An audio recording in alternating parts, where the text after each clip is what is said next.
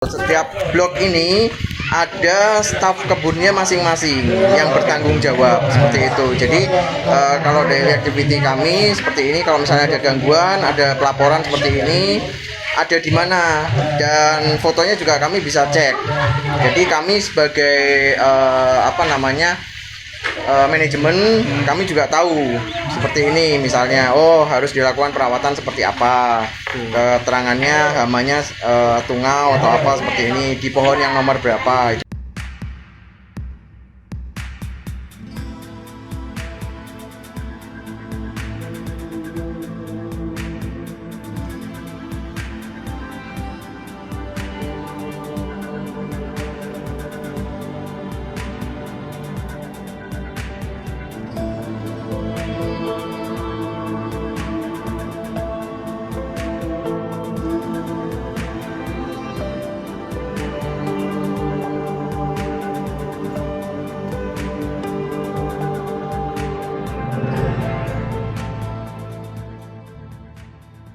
Jumpa lagi dengan kami di channel bibitbuahku.com. Di video kali ini kita ngobrol-ngobrol ringan dengan Pak Yono. Nanti kita perkenalkan siapakah beliau di sini.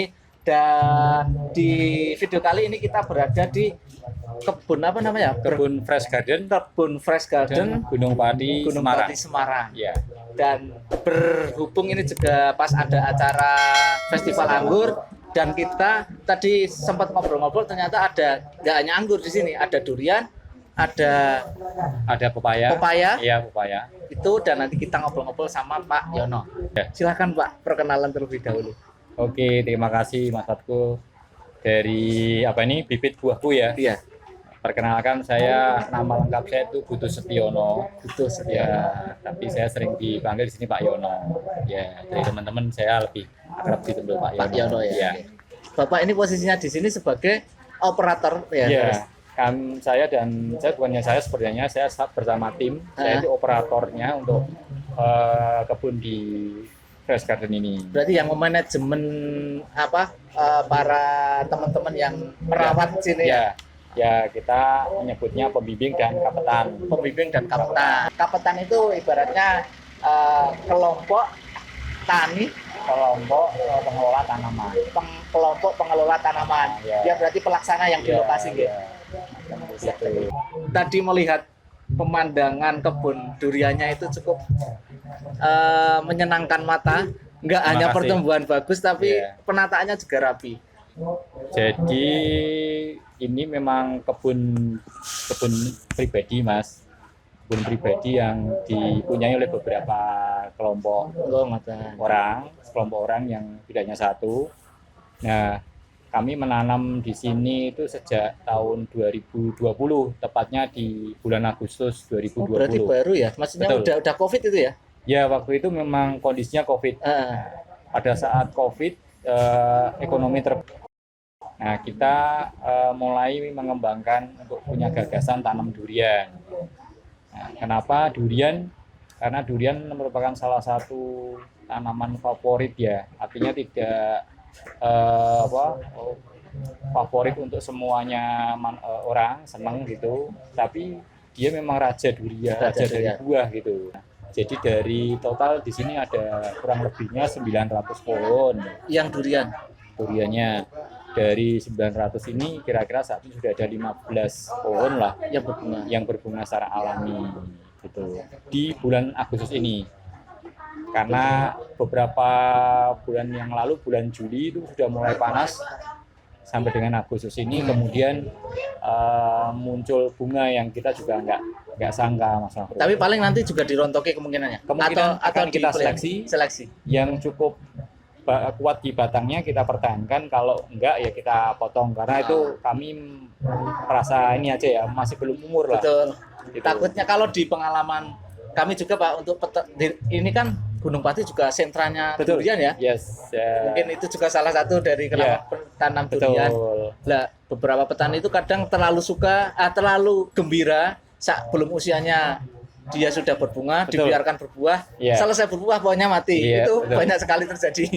Tapi kan kalau memang perkebunannya serius, saya kira tetap diseleksi dan kebanyakan dibuang ya Pak ya. Ya, jadi nanti kita melakukan seleksi dari data kita sekarang ini kan pendataan. Nah, di sini yang paling apa namanya berbeda dengan perkebunan lain, kita itu sudah melakukan digitalisasi terhadap tanaman, Mas. Betul, tadi saya ngobrol sama Rizky, ada Ya, aplikasi itu ya? Betul. Aplikasi Kita punya milik aplikasi Fresh Garden. Fresh Garden. Kita juga ngembangkan ini Pak, aplikasi. Oh, ada aplikasi? Ya, kita aplikasi, tapi kita pengembangan prototipe ya untuk kalangan sendiri, baru di kalangan sendiri. Jadi setiap pohon ini kita buatkan ada barcode. Jadi barcode itu untuk kita bisa scan, kita bisa tahu tanaman itu pertumbuhannya seperti apa. Setiap kali staf kami itu melakukan apa namanya perawatan itu dia harus mencatat gitu. Nanti ketika mungkin ada gangguan, ada pohon itu rusak atau mungkin pohon itu ada virus atau kutu atau apa, itu tercatat semua di aplikasi gitu. Ini Boleh kita buat di-set ya? sendiri, boleh silakan. Fresh Garden Gunung Pati Semarang kita buat. Ini kita sudah bagi per hanca. Hanca itu perbagian grup ya. Per blok lah ya. Betul. Setiap blok ini ada staf kebunnya masing-masing yang bertanggung jawab seperti itu. Jadi kalau daily activity kami seperti ini, kalau misalnya ada gangguan, ada pelaporan seperti ini, ada di mana, dan fotonya juga kami bisa cek. Jadi kami sebagai manajemen, kami juga tahu seperti ini, misalnya harus dilakukan perawatan seperti apa, keterangannya hamanya tungau atau apa seperti ini, di pohon yang nomor berapa, itu kami juga. Dan ini semua anggota bisa akses? Tergantung dari user aksesnya nantinya gitu. Jadi kalau untuk bagian inputer aja, dia cuma bisa scan, cuma bisa input untuk datanya seperti itu. Terus untuk pohon ini misalnya pertumbuhannya, nah di pohon yang nomor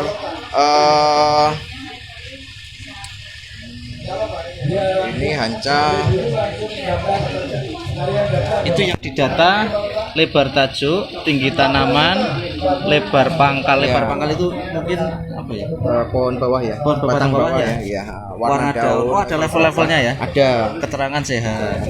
Seperti itu. Jadi Cuma cabang enggak dihitung ya? enggak. Jadi ini sudah kita input dia berada di hanca berapa. Hanca itu nanti untuk kita membedakan perawatnya itu siapa yang bertanggung jawab di dalam satu hanca itu gitu. Jadi kita dalam satu hanca itu satu perawat yang bertanggung jawab. Saya tertarik sekali. Saya sudah pernah buat, cuman masih sangat sederhana sekali. Oke. Itu kayak gini itu, kalau boleh tahu ya, itu bisa diperbanyak atau misal di apa sih namanya? Bisa.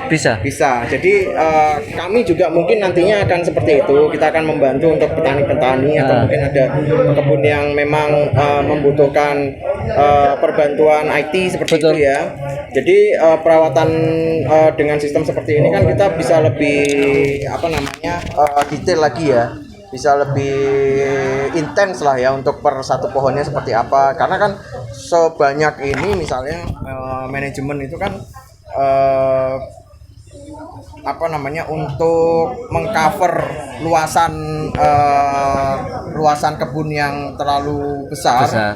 Itu kan kita bisa menyederhanakan dengan Sama aplikasi. ini sih, kebanyakan dari pelanggan kami tuh pengen kayak gitu tuh ketika ownernya itu tidak di lokasi. Ya, yang dia Iya. di luar negeri atau di Iya. luar kota, kebunnya di desa. Iya. Kan dia pengen pantau terus tuh. Iya, betul. Lah biasanya pakainya Iya, pengennya yang betul. punya kayak Seperti gitu. itu, iya. Lah, Jadi kira-kira ada nanti ya nantinya pengembangan nantinya untuk itu ada ya? pengembangannya. Kami juga kemarin kebetulan memang ada dari perhutani, nah yang kemarin tertarik dengan aplikasi kami, cuman kami hold sementara karena kami juga ada pengembangan dulu, karena belum 100% bisa sempurna kan ya. Betul. Dan juga kan untuk Masih tiap by kebun- doing ya? Masih, betul. Kita ada apa ini, terus kita kembangkan lagi, Betul. ada ini apa, kita perbaiki lagi seperti itu. Nanti kalau misalnya memang sudah mulai mendekati baik, baru kita bisa nanti untuk tawarkan keluar seperti itu. Itu tidak terbatas untuk jumlah pohonnya. Tidak terbatas, dan juga nantinya kami akan mengembangkan seperti ini. Jadi misalnya sudah pohon itu sudah berbuah berapa, metode penghitungannya nanti sudah AR ya, augmented reality. Jadi tinggal kita scan dari kamera, Kita dia bisa sudah masuk ke nanti, situ. ya betul, sudah berapa butir yang ini sudah nanti terdeteksi gitu. Tapi itu berarti update-nya harus berapa per periode update-nya? Per periodenya nanti kita bisa tentukan sendiri. Oh, bisa update, diatur ya? Setiap berapa masa. Kalau yang dilakukan di kebun sini 1 bulan. Kami untuk saat ini masih 1 minggu, satu Satu sekali. minggu ya. Karena kita pengen tahu nih tiap pengembangannya seperti apa. Oh. Jadi trial errornya lebih cepat, lebih baik gitu. Kalau Supaya nunggu nanti 1 bulan kan lama ya. Betul. Nunggunya nanti terlalu lama. Jadi aplikasinya juga nanti developnya terlalu lama. Terlalu lama. Betul. Jadi kita juga menyesuaikan biar bisa lebih cepat lagi. Enaknya ini petani ketika dipegang sama anak-anak muda itu enaknya berpikirannya ke situ gitu loh. Kita sebenarnya lebih banyak membantu kan ya, jadi untuk teknologi pertanian ini bisa lebih mudah. Betul. Gitu kan, supaya petani-petani juga terbantu gitu. Tapi memang pelan-pelan kita harus mengedukasinya, harus pelan-pelan. Tapi kalau misal tenaga lapangan untuk SDM sini mampu ya untuk mengaplikasikan aplikasi ya, yang menggunakan karena, itu. kita buat usernya itu mudah lah, Friendly gitu ya. user friendly lah untuk bisa mereka pakai ya, gitu. Mereka cuma tinggal scan, input masukan itunya. Biasanya kan pencatatan manual Ah, ya. iya, betul. Kalau ini nanti kita buatnya setelah scan tinggal dipilih aja. Berarti dia harus bawa HP terus ya itu ya. Ya, dia bawa handphone untuk input. Ah, Kita memang dari pemilik itu kan pemilik itu selain dia nanam uang di sini kan nanam kepercayaan. betul. Jadi kita yang bekerja itu dituntut juga profesional.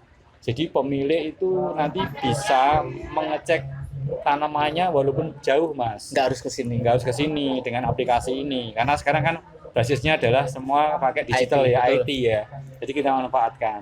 Jadi kalau nanti Mas Fahrul datang ke pohon kami, itu dengan men-scan barcode, itu Mas Fahrul akan tahu dipupuk kapan, ditanam kapan, Jenisnya apa? Usianya berapa? Itu ada gitu. barcode. Oh iya Ya. benar. Jadi di setiap pohon itu kita pertunjukkan nanti. Mhm. Setiap pohon itu ada barcode-nya. Dan Betul. itu bisa di-scan ya. Betul.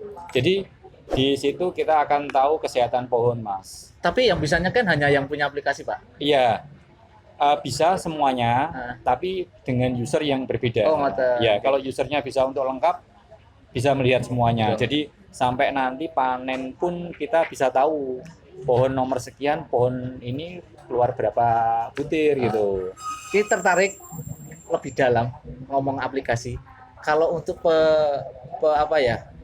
penggunanya kan tadi jelas ya untuk owner di luar ya. Ya. Tapi untuk para petani kapetan, Ya. apakah yang melaporkan itu kapetan untuk pendataan itu?